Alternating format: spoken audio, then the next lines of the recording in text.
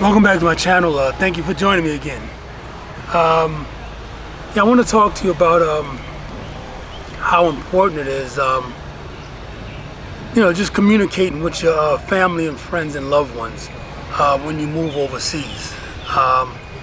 That's something that I struggle with a lot, and it's one of the most difficult things for me about living in another country.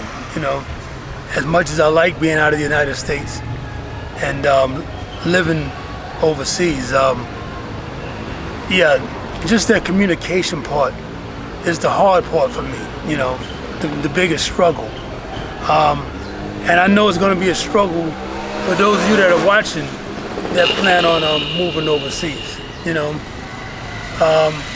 So I guess, I want to just give you some advice, some little tips on what you can do. Now, for one thing, you're going to want to keep whatever U.S. cell phone number you have right now. Obviously, you want to keep that number, because that's the number that your family and friends currently have to keep in touch with you. So yeah, it is important to keep your U.S. cell phone number, when you move overseas. Now, do you need to stay on that expensive plan that you have? You might have AT&T, Verizon, or T-Mobile, and I'm sure it's probably costing you more than $100 a month. And you probably want to get that expense off you when you move to another country. So you can keep that number, but a good thing for you to do would be to port that number, maybe with Google Voice or something. You know what I'm saying? You can port that number with Google Voice and see how much cheaper it'll be if you do that. Or you can switch to a cheaper service like Tello, and make sure you do these things before you leave the United States. Switch over to a cheaper service like Tello, and keep the same number, because you need the number, obviously, because that's the number that people probably have to keep in touch with. But you also need that number for those two-factor authentication codes that you'll be getting, when you log on to different websites and apps that you have. You won't be able to log on to those things. You won't be able to use those two-factor authentication codes with a foreign number. So that's another good reason why you need to keep your U.S. number. Alright, so it's important that you, keep that U.S. number when you move overseas. Now, another thing that you may want to do is, if you don't already have this app on your phone now, because a lot of Americans don't really use it, but make sure that you download WhatsApp on your phone. Alright? I just spoke to a good friend of mine from the United States, and I told him, I said, just here's my WhatsApp number, and he didn't know what it was. He didn't have WhatsApp on his phone. So I said, it's good to have WhatsApp on your cell phone. Download that. Download that now while you're in the United States, and put your U.S. number on that WhatsApp.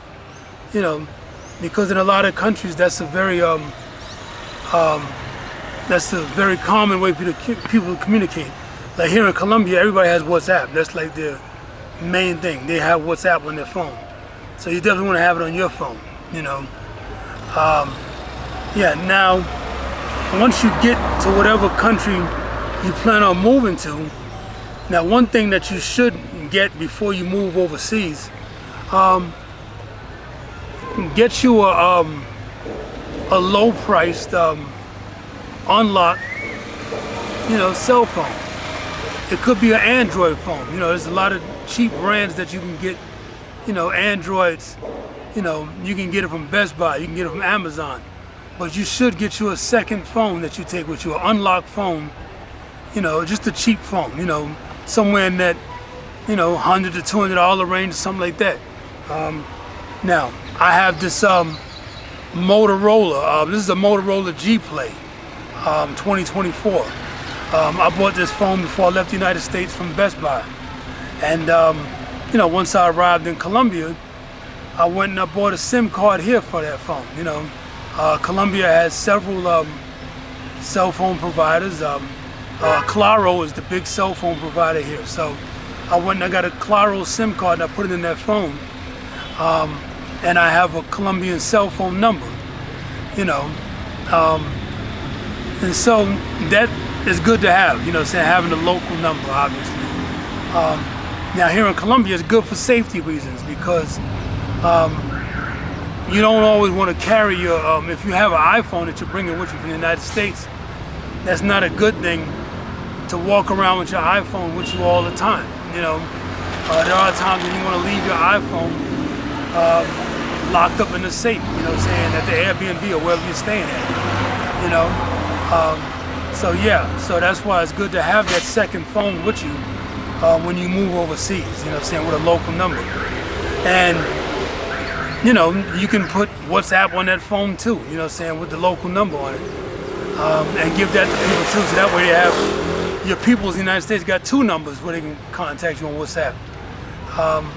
Yeah, so you got that communication with you. Now, on my Motorola that I just showed you, obviously I don't have all the financial stuff on there. You know, I don't have all my banking apps and credit card apps on that Motorola phone. You know, that phone is pretty much clean with that.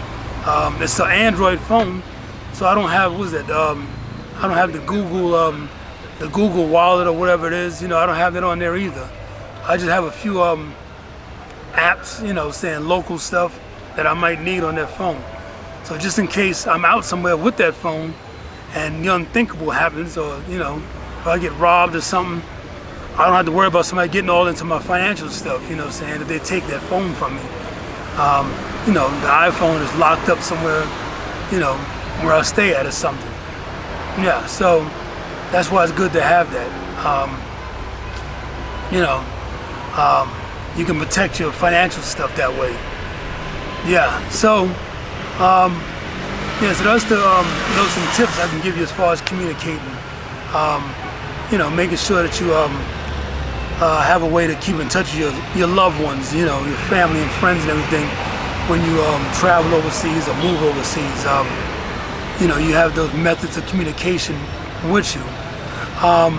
Now, as always, you know, I'd like to let you know that, yeah, I do have resources available to you.